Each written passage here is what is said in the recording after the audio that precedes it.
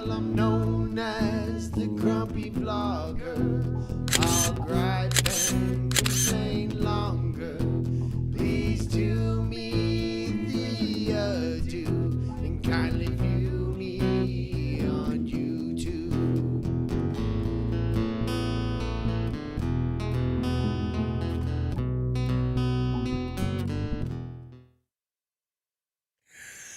Okay, folks, as you saw in a very short little shot there, we have, I'm just going to put it up here because Rush Limbaugh passed away today at the age of 70. Let me see if I can. He was for those of, you know, he was the media influence. He he heavily influenced talk radio. He transformed it, brought it back to life. He has been suffering from stage 4 cancer. I don't remember which time. Lung cancer, stage 4 lung cancer. In January of 2020, he was given the Presidential Medal of Freedom by President Donald Trump. He is survived by his wife, Catherine. She announced it today on the show. And today, Rush Limbaugh, February 17th, 2021, has passed away. So let's get right into it. Sorry, I've got a runny nose today. So this is my second attempt at my podcast today. The first one, the sound didn't record properly. I don't know what that was, but I am the Grumpy Vlogger for people that don't know. And I have been vlogging I'm in my fourth season of vlogging. And since my wife, Judy, had a stroke on the 15th of January, I've kind of backed out of the vlogging. I completely backed out of it. And even quit doing my live shows for a little while. I just started doing them on a regular, actually, I think Monday might have been my first live show, this last Monday. Or maybe it was my second one. It's my second one, but since the stroke. But I'm doing this in lieu of vlogging, as I've explained before. I monitor Judy on my phone, so I can keep an eye on her. She's recovering really well. She has yet to go to speech therapy. Simply, let me put this behind me. This is my headset, in case anybody's wondering. And I listen to myself. Yes. So there we go. But that's some sad news today. But as I said, I'm doing the podcast now. I hope to have a storage place where you can go download the audio shortly. Within the next week or so, I should have that set up. And then maybe you can download it on Spotify or places like that. We'll see. But let me say this, that you can always get if nothing else, you'll be able to go and download the audio for it from grumpyvlogger.info. I will try and have each new video linked in the under podcast on grumpyvlogger.info. So if you want to go see what the current one is, you can always go see the video. I'm moving in this direction. I'm really liking it, but it really is a sad day in conservative talk radio, and I'm a conservative for those that don't know it or haven't figured it out yet, and thus I was listening to him back, oh God, in the early 80s, mid 80s. I know by the mid 80s I was listening to him. I listened to him on the radio whenever we'd be in the vehicle. I even listened to him at home. I listened to him on XM radio when I had that. And he influenced a lot. I have at least one of his books, his first book, and I may have his second book too. If you get a chance, read his books. I highly recommend it. But I'm going to move into a little bit different format today, and I'm going to start doing this on semi-regular basis. So let's just move into that next phase.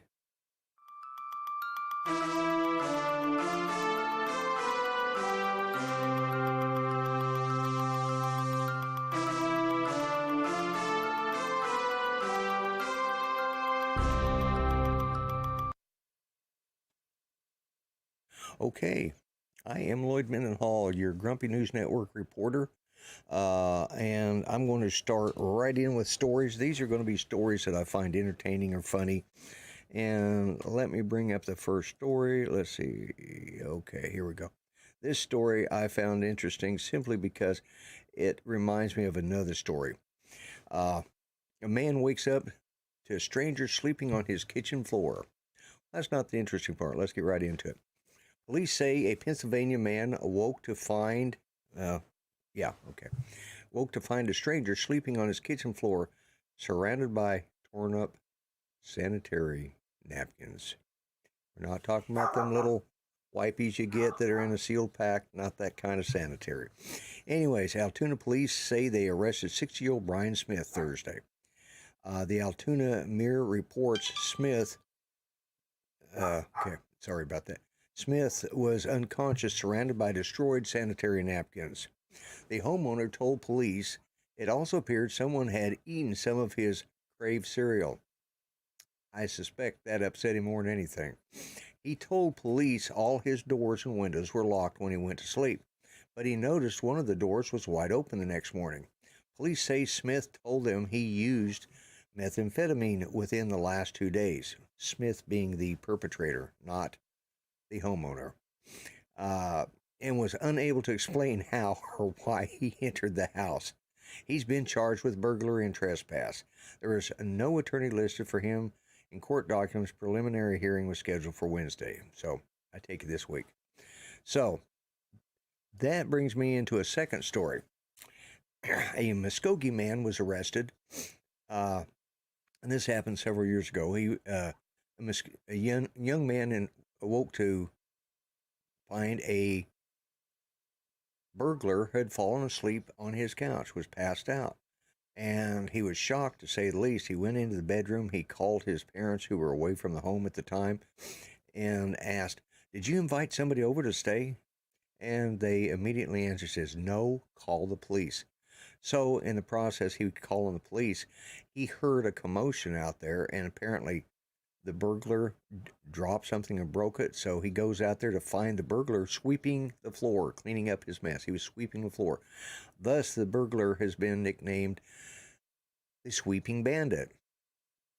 Upon seeing the young man and saw that he had a phone in his hand, the burglar escaped out the back door, grabbed a mongoose bicycle, and was pedaling fast down the street when the police responded and they arrested the burglar. He was arrested on, I can't remember, 1 or 2 counts of burglary. It turns out he was on parole for second-degree burglary in previous house break-ins.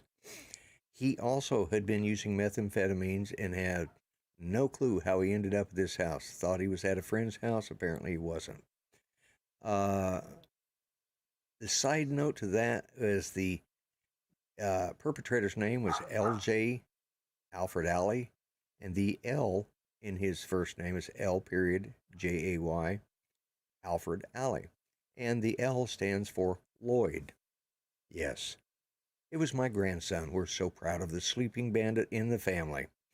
But anyways, and he has since gone back to prison on parole violations and also second-degree burglary. Yeah, he was doing meth at the time. It was actually just funny because this was my oldest grandson at the time, and he's just a knucklehead. What can I say? So it happens in the best of families, even the grumpy ones. So let's move on to my next report, and let's see where is this.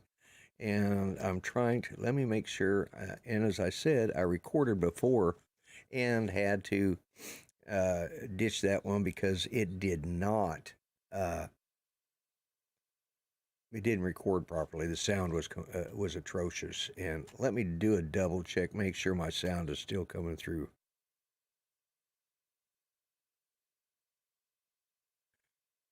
Okay, the sound is coming through good. I was just checking to see how it's playing. As you guys know in these podcasts, let me get on with the news first. Okay. English-speaking men can face arrest for antics in Poland. Warsaw, Poland. And I do have some pictures to go with this. Let's see, let me bring that up. Police in southern Poland say they are investigating 4 English-speaking tourists spotted last week in historic city of Krakow, wearing only mankinis. Yes, I said mankinis. The 4 men were caught on CCTV and by an Associated Press photographer Friday as they walked in the picturesque Renaissance Market Square and got into a horse cab. Picture, as you can see. They were wearing lime green mankinis as worn by Borat, the fictional Kazka alter ego of comic actor Sacha Baron Cohen. Krakow Province Police spokesman Sebastian Glynn said Thursday police are investigating the indecent antics. If convicted, the men could face up to 30 days in custody or fines of 5,000 zlotys, or $1,300 each. Glynn said that foreign tourists, especially British ones, I was trying to figure out what that was. I'm hearing a noise feed. Anyways, Glynn said that foreign tourists, especially British ones, who come for stag parties sometimes cause disturbances in the historic city, especially after drinking alcohol. Really? And I know you guys can't see any more of that picture. So, do not go to Poland and wear a mankini. Apparently, wearing mankinis is illegal. Okay, I just realized I had a little harshness on my face there. So, that, again, is today's news. So, let me cancel that out.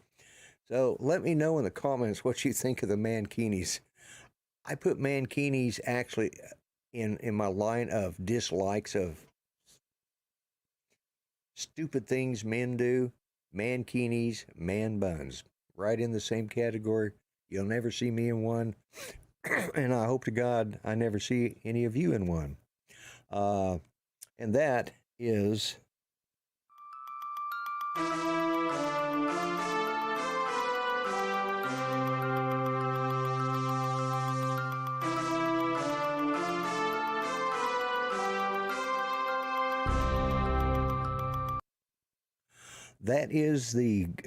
whoops, it went right to that. All right, that is the grumpy news for today. I'm going to try and continue to add little news features like this over time. I'm going to make that a part of this podcast. So if you find funny or interesting news articles, please send me a link to it at Lloyd at Grumpy, LLOYD at grumpyvlogger.info. Please feel free to send me any news articles you find might be good for the Grumpy News Network, which is a subsidiary of the BS News Broadcasting Company. BSB for short.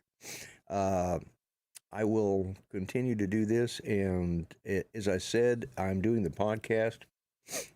My nose. I'm doing the podcast in lieu of my daily vlogs because, as I was showing earlier in the show, I use my phone now to monitor Judy. In the past, I have used my phone attached to a mount in either my truck or my van. While I was traveling around town, I'd vlog. I personally was getting bored with it because I got tired of talking about how many times can I go to a hamburger joint? How many times can I go to a rib joint? Go to this store, my dislike of Walgreens or Walmart. So I just got tired of that.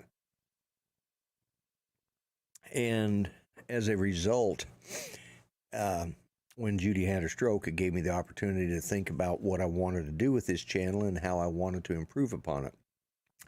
I hope to, in the near future, as I said, have the audio link for these shows and be able to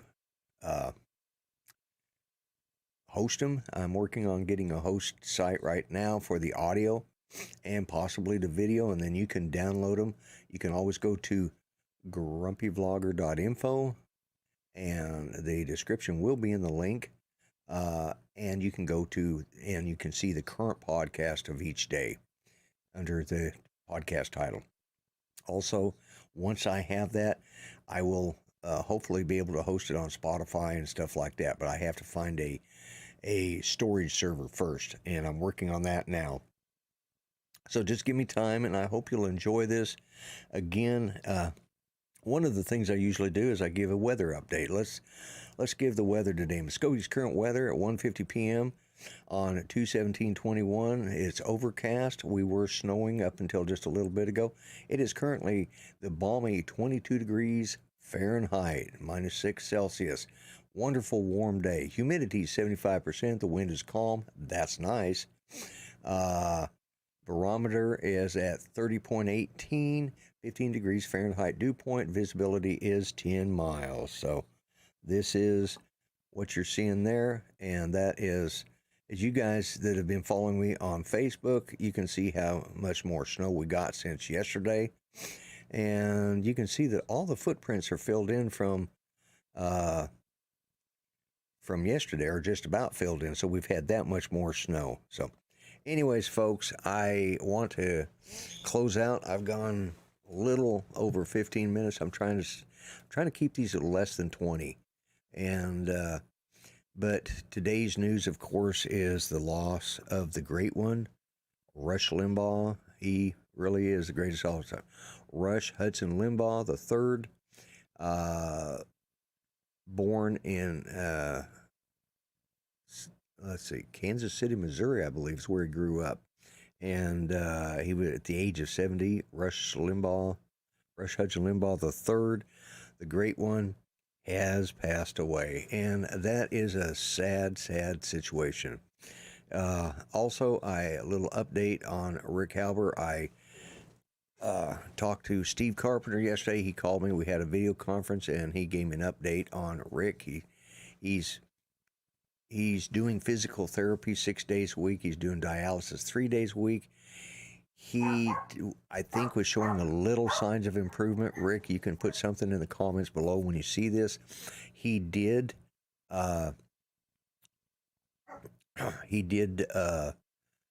leave a comment in one of my videos, and he sent me a comment on Facebook Messenger, and I haven't had a chance to look at it yet.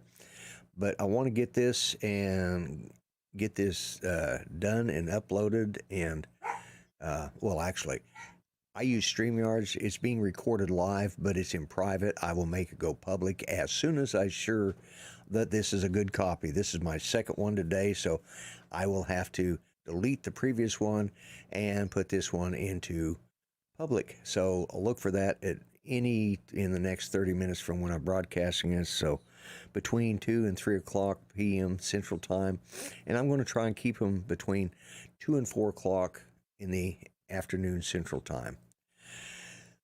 With that said, I want to do the ending. I'll be back with my final word. And again, thank everybody who's been following me and staying and keeping in touch and letting me know what's going on. And I will have a closing thought after I do this little snippet here.